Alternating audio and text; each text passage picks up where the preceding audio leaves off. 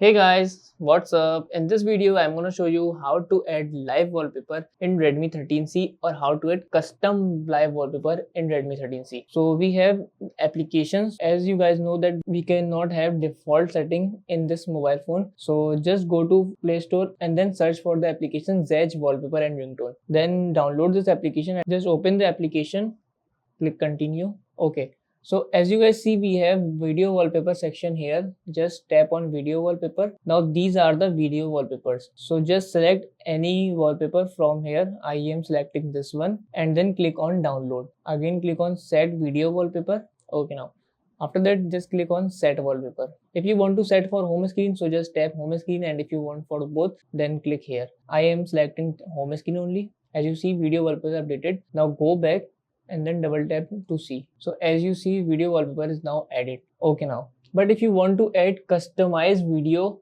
of from your gallery, so what you guys have to do, just go to Play Store and then search for video live wallpaper. So this one is the application Video Live Wallpaper Maker by Zypo Apps. Just install this application and then open it. Now just click on cross and then click on three lines.